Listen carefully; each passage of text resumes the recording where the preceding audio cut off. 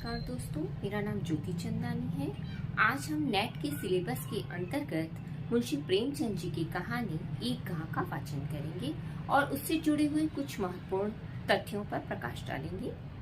वर्णनात्मक, व्यंग्यात्मक एवं नाटकीय शैली में लिखी गई मुंशी प्रेमचंद जी द्वारा रचित ईदगाह कहानी सर्वप्रथम चांद पत्रिका में सन 1933 में प्रकाशित हुई।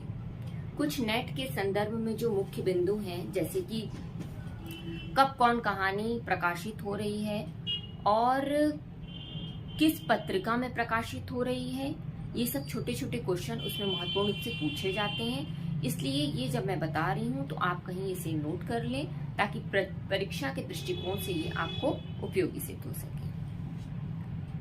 यह कहानी बाल मनोविज्ञान पर आधारित है। इस कहानी में दादी की आर्थिक स्थिति से बेखबर ईदगाह जैसे त्योहार पर हर्षोल्लास से भरा हामिद उमंग और उत्साह के साथ अल्प आयु में ही बुजुर्गों जैसा व्यवहार करने लगता है। हामिद ईद के अवसर पर मिले 3 पैसे से खाने की चीजें एवं मनोरंजन की चीजें ना लेकर अपनी दादी के लिए चिमटा खरीदता है।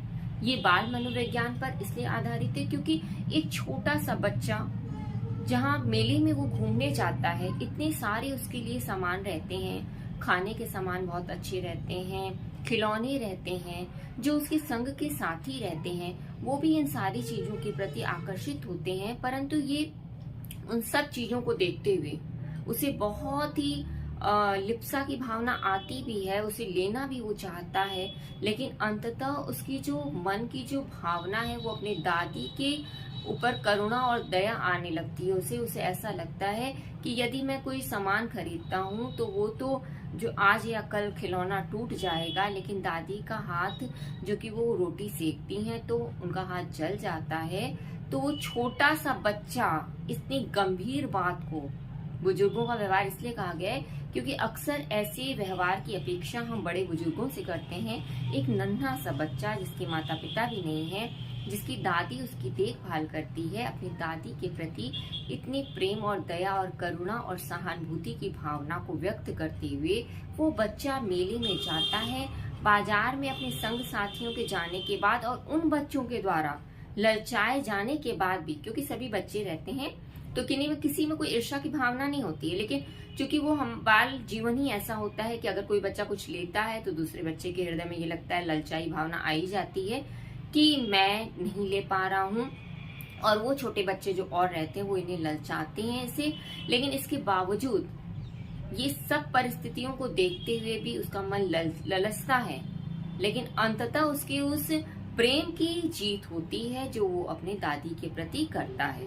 मतलब दादी के प्रति जो वो प्रेम रखता है कि मेरी दादी इतना कष्ट झेल रही है और रोटियां बनाते समय उसका हाथ जल जा रहा है, और घर की तंगी अभावों को देखते हुए कि दादी खरीद भी नहीं सकती है, उन 3 पैसों से वो चिमटा खरीदता है। ये एक तरीके से आज के समय में जो बाजारवाद लागू है कि हर चीज पर इंसान अपने मुनाफे के दृष्टिकोण को देख कर ही व्यापार कर रहा है, लेकिन एक नन्हा सा बालक जो बाजार की आकर्षण के बीच में रहते हुए भी वो बाजार का जो आकर्षण है वो भी उसे अपनी ओर खींच नहीं पाता है, और अंततः उसी की जीत होती है कि वो उस आकर्षण में न फंसकर बल्कि अपने दादी के प्रेम और स्नेह के प्रति आकर्षित होता है और प्रेम की वो भावना जीतती है जो एक बुजुर्ग के प्रति रहती है। यही कहानी का मुख्य उद्देश्य है। इस कहानी का प्रकाशन चांद पत्रिका में हुआ और 1933 में ये प्रकाशित हुई। अब मुझे लगता है कि इससे जुड़े हुए जो महत्वपूर्ण बिंदु थे, कहानी का जो सार था, मुख्य सार यही है जो मैंने आपको बताया।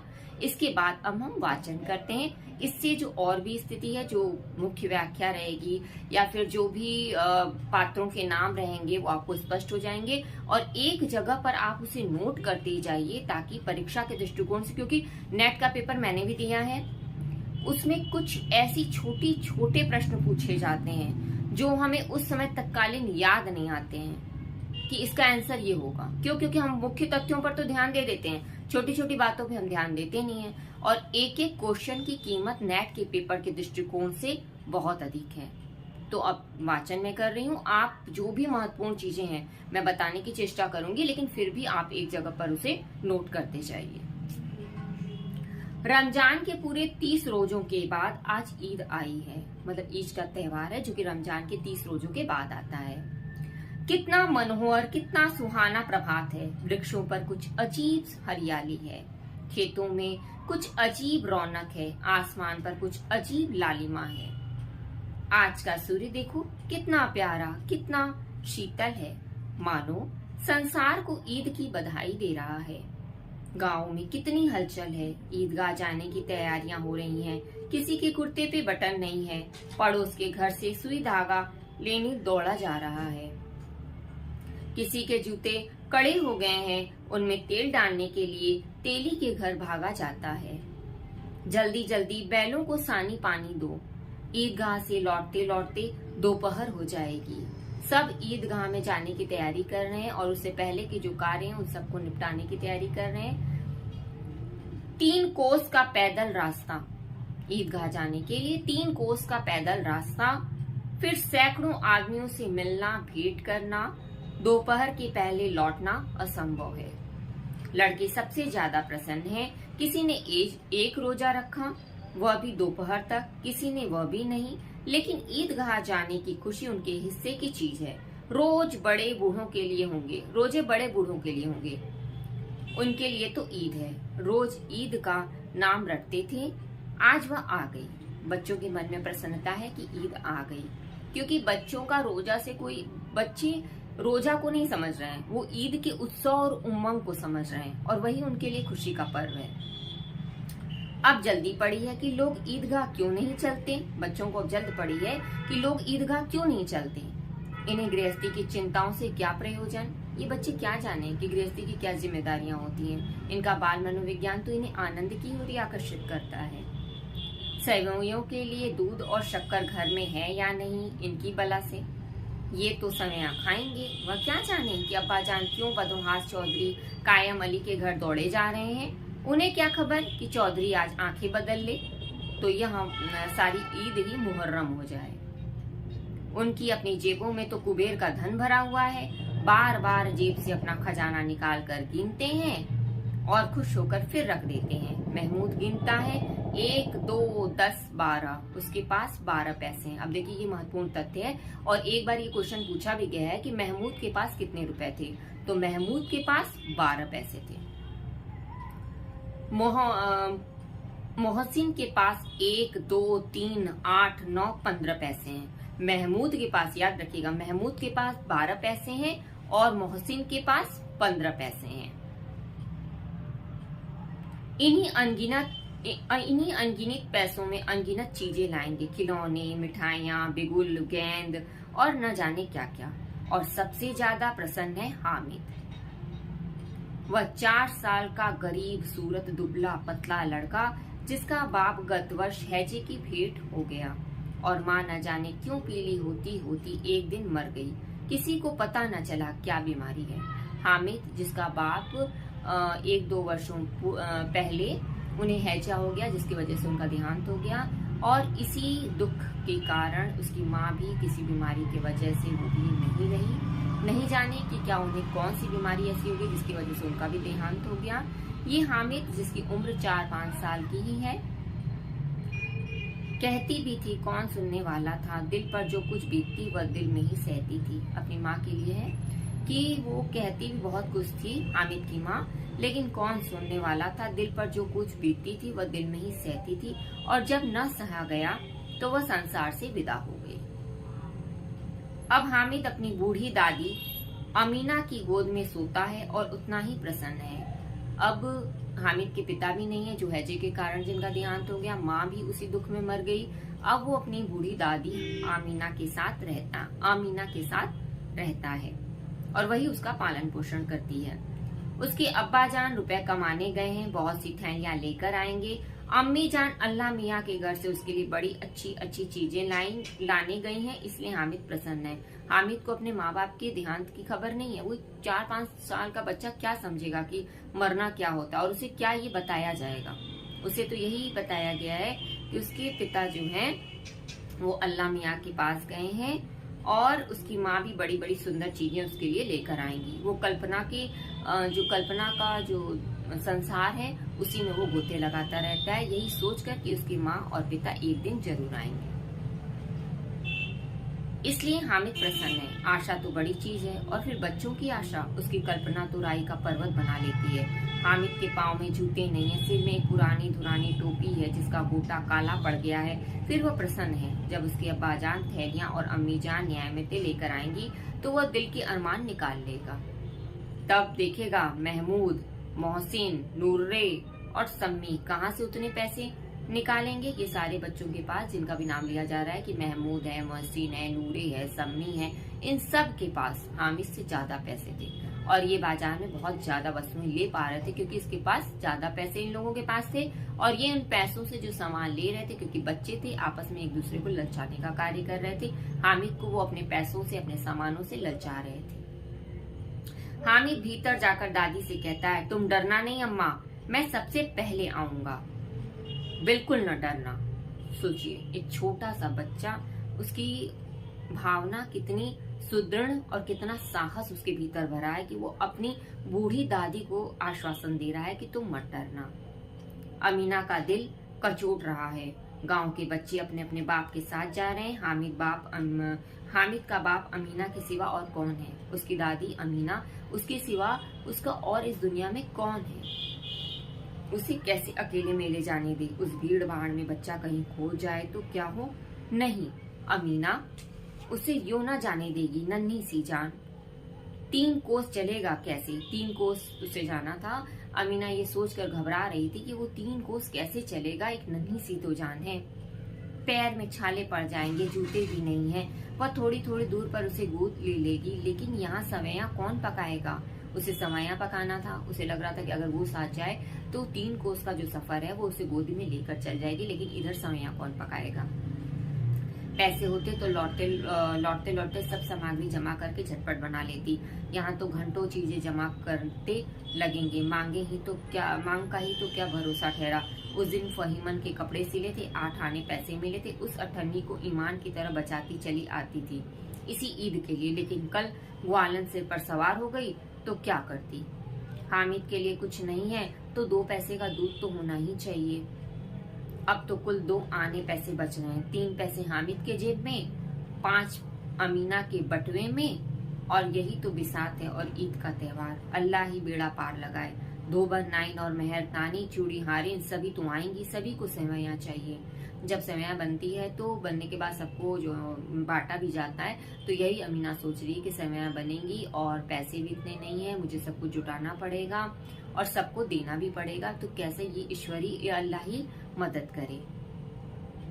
सभी को सेवैयाँ चाहिए और थोड़ा किसी को आंखें नहीं लगता। किस किस से मुंह चुराएगी, और मुंह चुराएगी तो क्यों? साल भर का त्योहार है, जिंदगी खैरियत से रहे, उनकी तकदीर भी तो उसी के साथ है।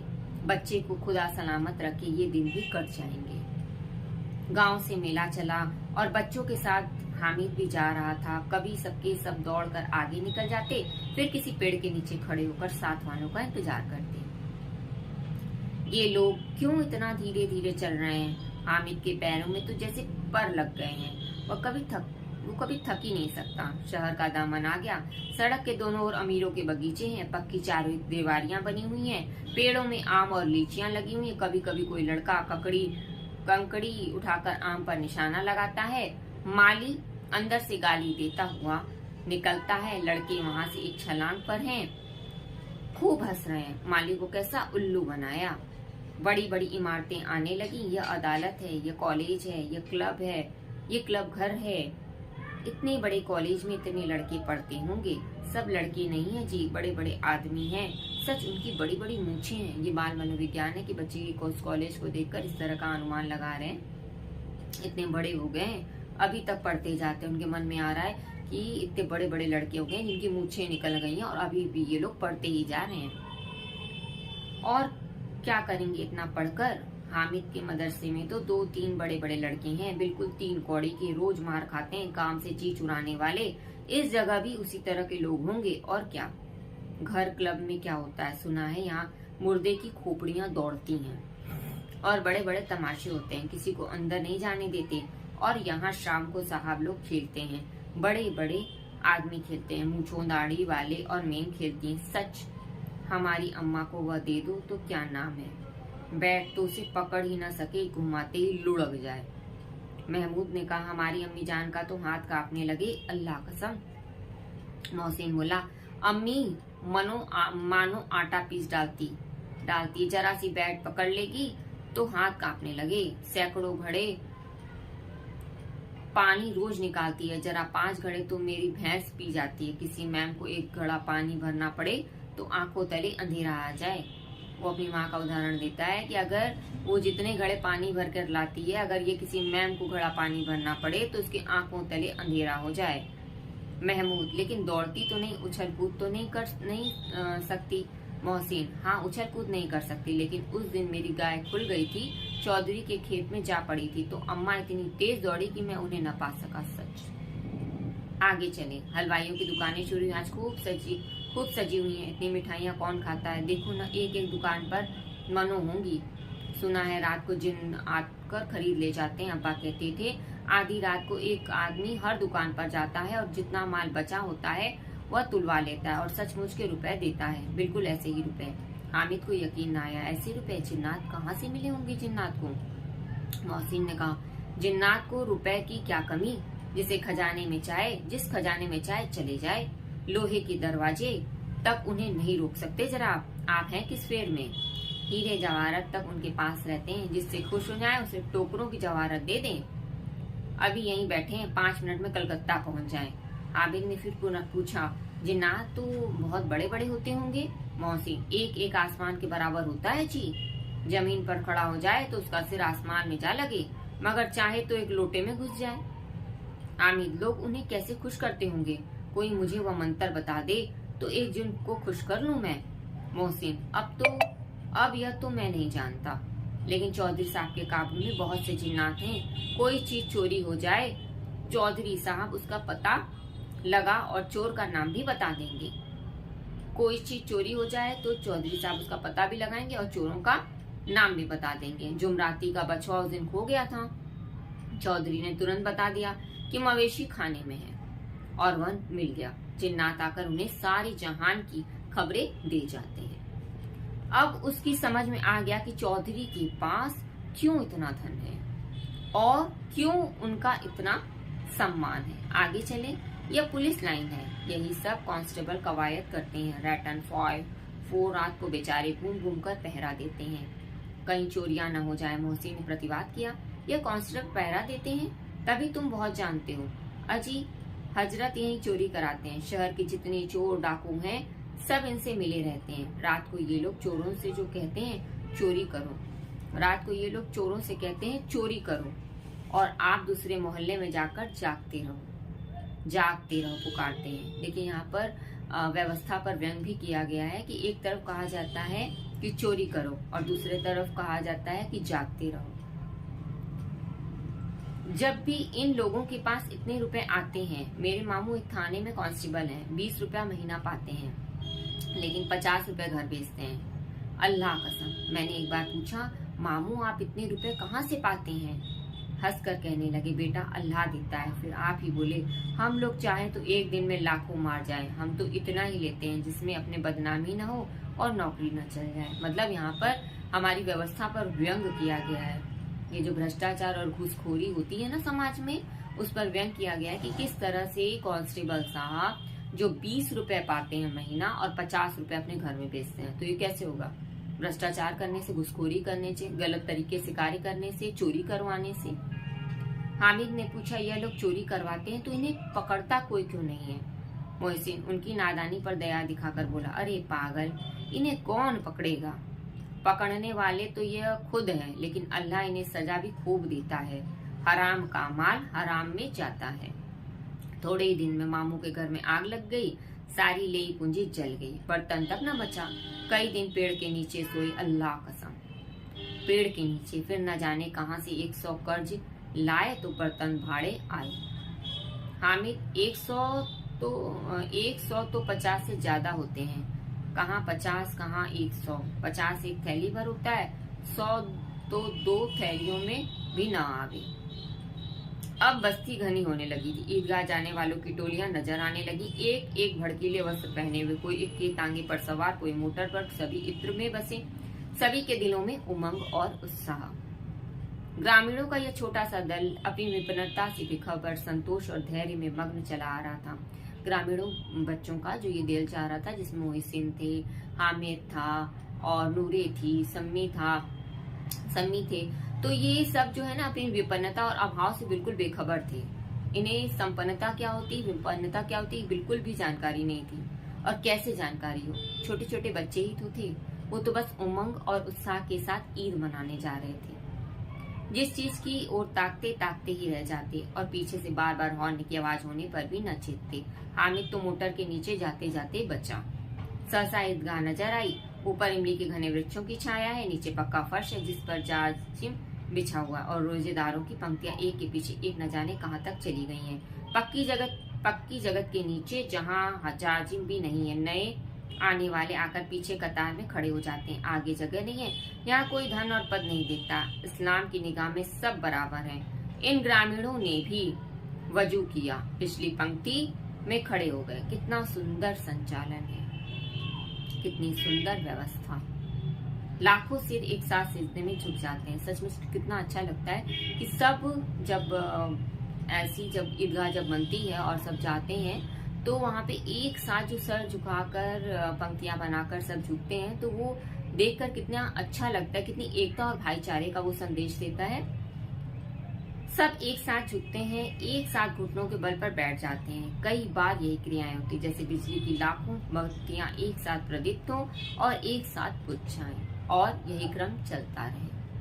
कितना अपूर्व दृश्य था, जिसकी सामूहिक क्रियाएं, विस्तार और अनंतता हृदय को श्रद्धा, गर्व और आत्मानंद से भर देती थी। मानव भातृत्व का एक सूत्र इन समस्त आत्माओं को एक लड़ी में पिरोए हुए है। भातृत्व, समानता, एकता, भाईचारा, सभी पर्व तो यही संदेश देते हैं। नमाज खत्म हो गई, लोग आपस में गले मिल रहे हैं, तब मिठाई और खिलौने की दुकानों पर धावा होता है। ग्रामीणों का यह दल इस विषय में बालकों से कम उत्साही नहीं है। यह देखो हिंडोला है, 1 पैसा देकर चढ़ जाओ। कभी आसमान पर जाते हुए मालूम हो गए, कभी जमीन पर गिरते हुए। ये चरखी है, लकड़ी के हाथी, घोड़े, ऊंट झड़ों से लटके हुए। 1 पैसा देकर बैठ जाओ और 25 चक्रों का मजा लो।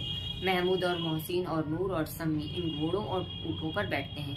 हामिद दूर खड़ा है क्योंकि उसके पास इतने पैसे नहीं है। 3 ही पैसे तो उसके पास हैं। अपने कोष का तिहाई जरा सा चक्कर खाने के लिए नहीं दे सकता। सोचिए उसका मन कितना दृढ़ है, अपने मन को कितना पक्का कर रहा है। नहीं तो बच्चों का मन कितना चंचल होता है कि छोटी छोटी चीज को देखकर वो ललचाई भरी निगाहों से ये तो कभी सोचते ही नहीं कि उनके पास है कितना। अपने पास सोचो, वो अपने माता पिता के बात भी नहीं सोचते हैं कि कितना उनके पास है और वो क्या हमें दिला सकते हैं। हर चीज के लिए वो जिद करते हैं। और कहाँ ये छोटा सा हामिद बच्चा जो 4-5 साल का ही है और 3 पैसे अपने हाथ में लेकर चल रहा है, लेकिन इसके बावजूद वो ये उसका मूल्यांकन कर रहा है कि कौन सी वस्तु हम ले सकते हैं कि जिसमें मेरा नुकसान हो जाएगा, और कौन सी वस्तु कौन सी वस्तु हम नहीं लें जिससे मेरा नुकसान हो जाएगा, और कौन सी वस्तु हम लें जो कि ज्यादा हितकारी हो। सब चरखियों से उतरते हैं, अब खिलौने लेंगे। इधर दुकानों की कतार लगी हुई है, तरह तरह के खिलौने हैं, सिपाही और गुजरिया, राजा और वकील, भिश्ती और धोबिन और साधु। वाह कितने सुंदर खिलौने। अब बोला ही चाहते हैं। महमूद सिपाही लेता है। इतने सारे खिलौनों में से महमूद सिपाही लेता है। खाकी वर्दी, लाल पगड़ी वाला, कंधे पर बंदूक रखे हुए। एक बार ये प्रश्न भी नेट में आया था कि महमूद ने क्या लिया, मोहसिन ने क्या लिया। तो एक एक चीजों पर खाली कहानी सुननी नहीं है, उस कहानी से जुड़े हुए सार के साथ पंक्तियों में कौन सी बात कही जा रही है, कौन सा क्रम किस पंक्ति के बाद आ रहा है, और कौन सी चीज कौन ले रहा है। ये सब छोटी छोटी बातें जो है ना नेट के क्वेश्चन में अब पूछे जा रहे हैं। अब जो विगत प्रश्नों को आप देखेंगे नेट के सिलेबस में जितनी भी कहानियां लगी हुई हैं या जितने भी उपन्यास हैं, नाटक हैं, सब में से अब जो भी चीज पढ़ी जा रही है, खाली पढ़ने भर से कार्य नहीं होगा। पढ़ने के बाद वो पंक्तियां, कौन सी पंक्ति किस पंक्ति से पहले आई, किस व्यक्ति ने कौन सा चीज खरीदा, किसने किसको क्या कहा, कितनी बार कहा, इन सब छोटी छोटी बातों पर भी प्रश्न पूछे जा रहे हैं। इसलिए इन सब चीजों पर भी ध्यान दीजिएगा। महमूद सिपाही लेता है, खाकी वर्दी और लाल पगड़ी वाला, कंधे पर बंदूक रखे हुए मालूम होता है अभी कवायद लिए किए चला आ रहा है। मोहसिन को भिस्ती पसंद आई। मोहसिन ने क्या लिया? भिस्ती ली। कमर झुकी है, ऊपर मशक रखे हुए, मशक का मुंह एक हाथ से पकड़े हुए। कितना प्रसन्न है, शायद कोई गीत गा रहा है। बस मशक से पानी उड़ेला ही चाहता है। नूरे को वकील से प्रेम है। महमूद सिपाही लेता है, मोहसिन भिस्ती लेता है और नूरे को वकील से प्रेम है। नूरे वकील लेता है। कैसी विद्वता है उसकी मुख पर। काला चोंगा, नीचे सफेद अचकन, अचकन के सामने की जेब में घड़ी, सुनहरी जंजीर, एक हाथ में कानून का पोथा लिए हुए। मालूम होता है अभी किसी अदालत से जिरह या बहस किए चले आ रहे हैं। यह सब 2-2 पैसों के खिलौने। हामिद के पास कुल 3 पैसे हैं। इतने महंगे खिलौने वह कैसे ले? खिलौना कहीं हाथ से छूट पड़े तो चूर चूर हो जाए, जरा पानी पड़े तो सारा रंग धुल जाए। ऐसे खिलौने लेकर वह क्या करेगा, किस काम के?